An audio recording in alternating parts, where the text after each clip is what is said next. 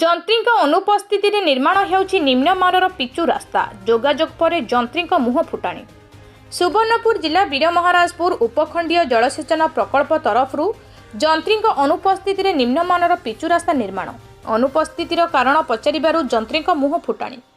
ହସ୍ତଗତ ଖବର ଅନୁସାରେ ବୀରମହାରାଜପୁର ଠାରୁ ଠେଙ୍ଗା ଡ୍ୟାମ୍ ଓ ପାତାଳି ଶ୍ରୀକ୍ଷେତ୍ରକୁ ସଂଯୋଗ କରୁଥିବା କେନାଲ ପାର୍ଶ୍ୱ ରାସ୍ତା ଯନ୍ତ୍ରୀଙ୍କ ଅନୁପସ୍ଥିତିରେ ନିମ୍ନମାନର ପିଚୁ ରାସ୍ତା ନିର୍ମାଣ ହେଉଥିବାରୁ ଗ୍ରାମବାସୀମାନେ ଏହାର ବିରୋଧ କରିଛନ୍ତି।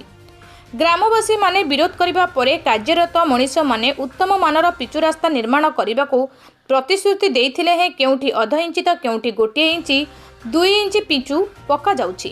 ଏପରିକି କେନାଲ ହିଡ଼ରୁ ମାଟି ଉଠାଇ ରାସ୍ତା ନିର୍ମାଣ କରାଯାଉଥିବା ଗ୍ରାମବାସୀ ଅଭିଯୋଗ କରିଛନ୍ତି।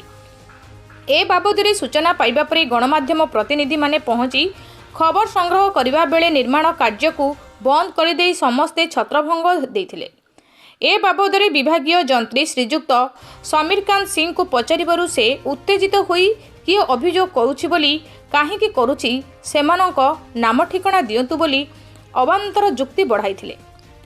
ଉପଖଣ୍ଡୀୟ ଜଳସେଚନ ଅଧିକାରୀ ଶ୍ରୀଯୁକ୍ତ କୃଷ୍ଣଚନ୍ଦ୍ର ଯୋଗାଯୋଗ କରାଯାଇଥିଲେ ହେଁ ସେ କୌଣସି ଉତ୍ତର ଦେଇନଥିଲେ, ଯାହାଫଳରେ ଗ୍ରାମବାସୀମାନେ ତୀବ୍ର ଅସନ୍ତୋଷ ବ୍ୟକ୍ତ କରିବା ସହିତ ଏହାର ଉଚ୍ଚସ୍ତରୀୟ ତଦନ୍ତ କରିବାକୁ ଦାବି କରିବେ ବୋଲି ସୂଚନା ଦେଇଛନ୍ତି।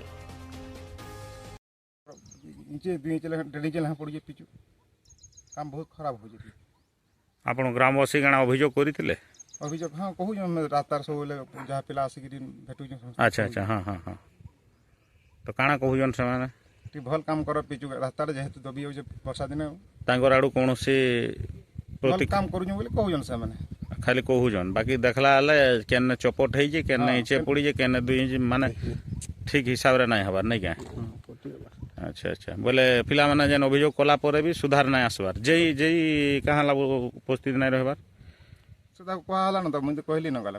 ଆଚ୍ଛା ଆଚ୍ଛା ହଁ ବୋଲେ ନିମ୍ନମାନର କାମ ଯଦି ହେବା କାଣା ତାର ଉପରେ ଆର ପଦକ୍ଷେପ ଗ୍ରହଣ କରିବେ? ଯଦି କାମ ଯଦି ତାଙ୍କର ନିମ୍ନମାନ କାମ ହେବା ଆମେ ଉପରକେ ଦେମା ଲେଖମା ମାନେ ଏକ୍ଜୁନ ନିକେ। ଆଚ୍ଛା ଠିକ୍ ଅଛି। ଆପଣଙ୍କର ପରିଚୟଟା? ରଢ଼ିଆପାଲି ସନ୍ତୋଷ ପ୍ରଧାନ। ଆପଣ କେନ୍ ପଦବୀରେ ଅଛନ୍ ବର୍ତ୍ତମାନ? ଜିଲ୍ଲା ସଭାଦଳ ପ୍ରେସିଡେଣ୍ଟ।